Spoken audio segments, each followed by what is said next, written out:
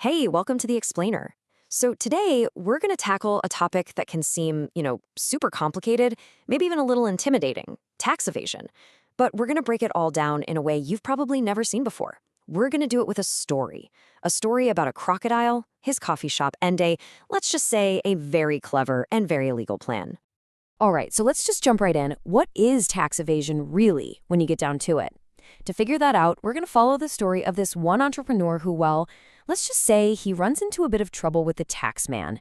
And his name? It's Crook. So let's set the scene. Act 1, Crook's thriving business. This is where we meet our guy, right at the top of his game, just as his big dream is turning into some serious cash. So this is Crook. He's ambitious, he's got this awesome new espresso machine, and he's just opened the doors to his brand new coffee shop. You can almost smell it, right? Freshly ground beans, customers are lining up, things are looking good. And I mean, business isn't just good, it is booming. To put it in perspective, let's say his currency is shells. In his very first year, he pulls in a cool 100,000 of them. Life is sweet, the coffee's hot, and those profits, they're just piling up. But you know how stories go. Just when Crook starts getting used to counting all those shells, things take a turn. This brings us to Chapter 2, An Unwelcome Visitor. And yeah, you can probably guess he's not there for a flat white. Yep, one afternoon, in walks an alligator from the tax office. He's not exactly friendly looking, and he's got that very official briefcase. This right here is the moment everything starts to change for Crooks. And he doesn't beat around the bush. His demand is super simple and super blunt. He just looks at Crook's big pile of shells and says, "Give me half." Just like that, no ifs, ands, or buts.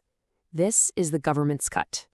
So, as you can imagine, Crook is not happy. Furious, actually. Half of his shells? After all that work? It feels completely insane to him. But right in the middle of all that anger, an idea starts to form. A clever and really, really risky idea. And that brings us to Chapter 3, The Art of Expenses. See, Crook's plan revolves around something totally legal that he's about to twist into something totally illegal. Okay, so what exactly is a business expense anyway? Let's get this straight because it's important. It's basically any legitimate cost of running your business. Stuff like coffee beans, rent, paying your staff. You take all that money you spent, subtract it from the money you made, and you only pay tax on the profit that's left over. It's pretty simple, right? More legit expenses means less profit to tax. And this is where Crook starts to get, let's call it, creative.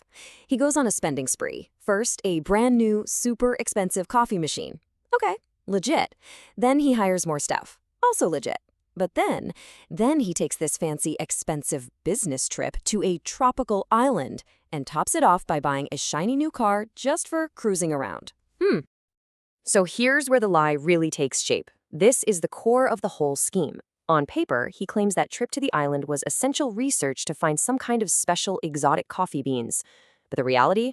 Come on. He was just lying on a beach, probably with a little drink with an umbrella in it. The money was real, he definitely spent it, but the reason he gave for spending it, totally made up. See, this isn't about finding a clever loophole, this is just straight up lying. So when that alligator from the tax office comes back around, Crook is ready. He proudly hands over his new and improved numbers. And he says, "You know what? After all my essential business expenses, my coffee shop didn't make any profit at all. In fact," he says, "I actually made a loss. And well, if you don't have any profit, you don't have any tax to pay. Genius, right?" So Crook is feeling pretty smug. He thinks he's beaten the system, kept all his shells, the whole shebang. But the tax office isn't that easy to fool. And that brings us to the final act, the day of reckoning.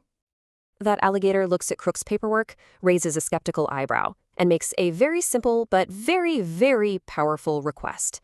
Bring your expense documents. Basically, show me the receipts, show me the proof.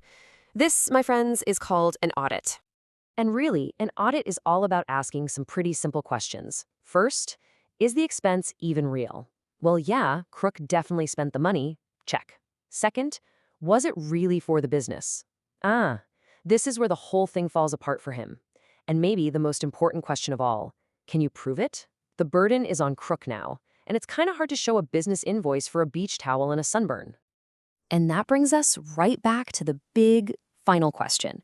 What happens when they find out his coffee bean research trip was really just a vacation and that company car was for, personal joyrides? Because that is the bright, shining line between legal tax avoidance, where you cleverly use the rules to pay less, and illegal tax evasion, which is a serious crime.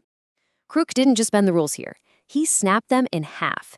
And now, well, now he's about to find out what the consequences are.